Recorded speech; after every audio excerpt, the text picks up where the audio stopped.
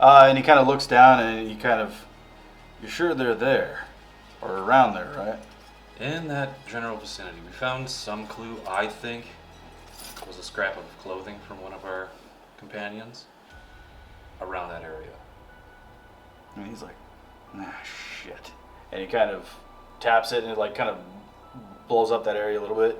And he like points to like this singular kind of it looks like a geographical map, and it kind of pops out a little bit, so it actually has like a verticality to it. Nifty. And he like points to what appears to be the only like large rock formation in a very large area that you're kind of gesturing to, and he's like, you see that right there? Yeah, it's kind of pronounced. That's the shears. The shears? Yeah, that is well, let's just say if they're anywhere near there, they're probably close to, or if not already dead, but What's he saying up there, Zenix? I don't want to tell you right now. well, okay. So they're a bunch of gladiators. They follow like kind of snaps, and he like turns, and Carl they follow Demoratosh. So got a battle around here. Got a battle. Yeah, they're a right peachy kind of group. I think they follow. I don't know. They work out of the Crimson Forum sometimes. They're a bunch of badasses and cutthroats, and well, they like to draw blood for a living. For a living? Well, I mean that's what a gladiator does. So they have like They tickets? go. They They sell go. tickets to this or what? Well, not there. That's their training grounds. They like to pit themselves against anything and everything out here in the desert, and off of Akaton, if it's dangerous and life-threatening, they bring it and train against it. So you're saying they're not welcoming?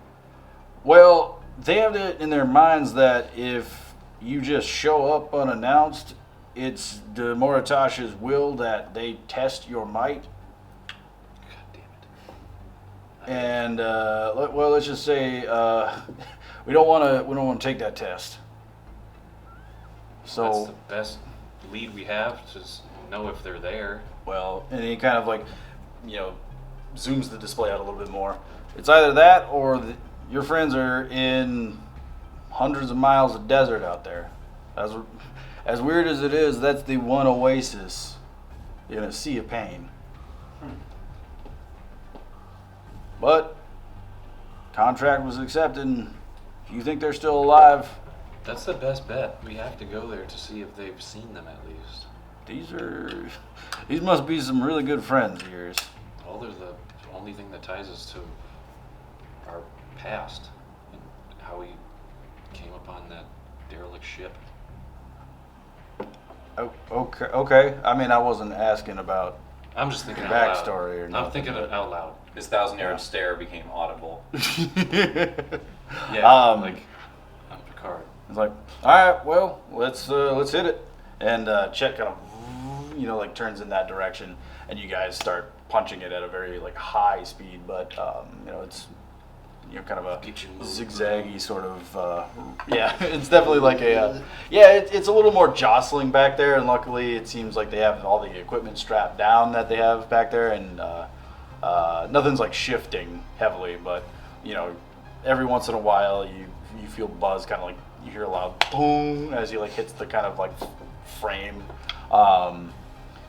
So as you guys are traveling, you make good time.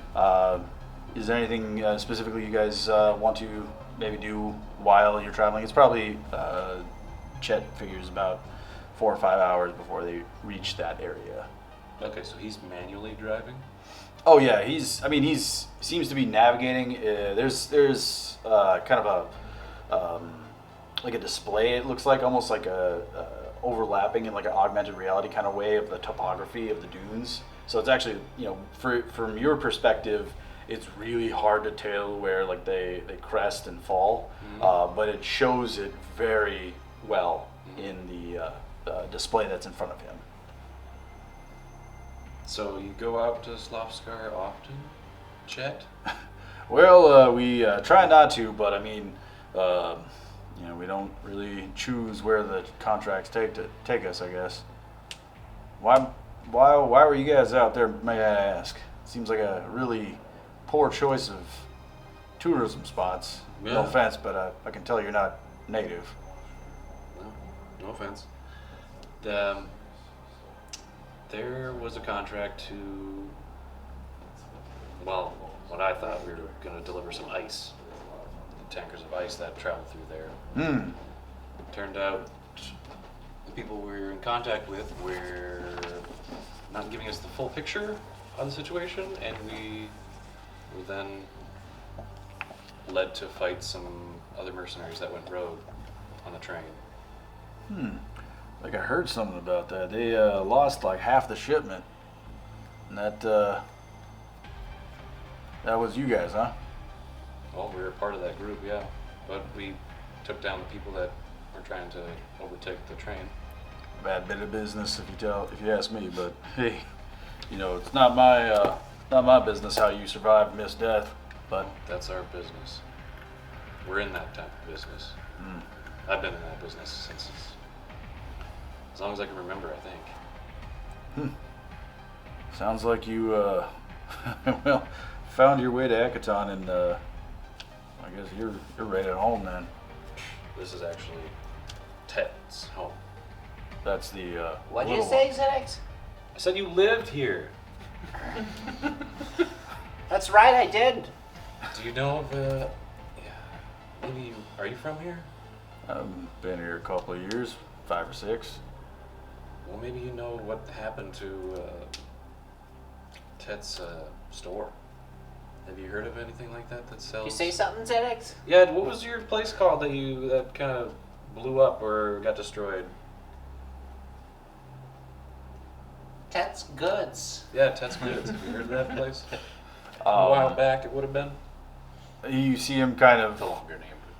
mull it in his mind, and he's like, vehicle.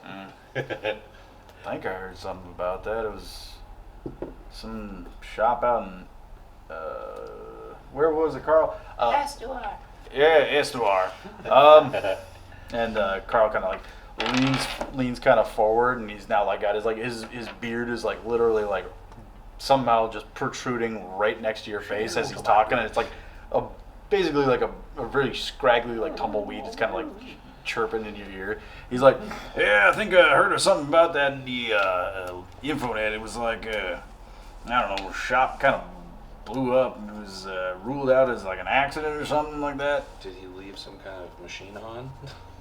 I don't know. No? I saw it in passing, but there was they didn't find anybody in there, so I assumed that it was just an accident of some kind. Well, I suspect. It was no accident. And the In telepathy, I'd say between you and me, I Like wouldn't murdered my put it business. past Ted to do an insurance scam to to the guy that's Carl, Yeah. he kind of looks at you and he's like, oh well, and this is him like communicating back after like kind of a second of him like kind of looking around. Well, it just sounded like something that just happened, I guess, but hey, far be it from me to tell somebody how they make their living. Do you know how long ago this happened? Are you okay? Well, you kind of like you hear audibly like via telepathy that like kind of like groaning sort of like as he's like also doing it out loud. So it's like a harmony of like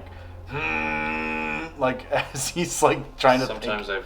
I've listened to Soren when he goes into the private area to relieve himself. He has that sometimes. And you see just a tiny little arm poke in like through his beard as Stitch like throws up his little display thing, and it shows a very sparse like kind of headline of an article about 5 years ago that just states that a Estuarian shop had been destroyed and the cause was ruled as an accident. You should send that to Ted. And I don't think he knows. kind of pulls it back. He kind of looks at it, and you see like his head pop through the beard now, and he's just like, how the hell does he not know when his own shop blows up? Well, he saw the remnants of his shop. He doesn't know the story. What's he been doing the last five? What happened? He kind of like pops back, and you see him like scramble over, and the Kasathis kind of like leans to the side as he like climbs up onto his shoulder, and now you see him like poking his head in. It's like, how do you not know your shop blew up? What you been doing these last 5 years? That's something you kind of figure out like when it happens. Hello. Nice to see you two. I'm just back here riding in the back of the car. Well, I know you chose to sit back here. I don't know why, but you know I'm not one to judge. But come on, cousin. I mean, seriously. Where are the cameras? Like, you just popped back here and barraged me with questions. What's going on? He's like, and he like climbs back down and climbs back in, and he like straps himself back in. And Carl, pay him no mind. Stitches, well, he's jumpy. Is he from here? Probably been here a little too long, but you know that's not, you know, my thing. But anyway, well, that's all I really remember about that. But you know, and he kind of leans back. Sorry to hear about your shop, Chet. That was his livelihood. Like that was his home base. Yeah, I imagine that probably stung a little bit. Why do people keep saying my name? And the rest of them kind of settle in just for the drive, and it's a very kind of uneventful. You guys have to kind of maneuver around some of the more arduous kind of areas of the desert, but eventually you guys do get to, as you're looking at the map, the area where you probably figure based on where you were checking on the train, probably about where they were.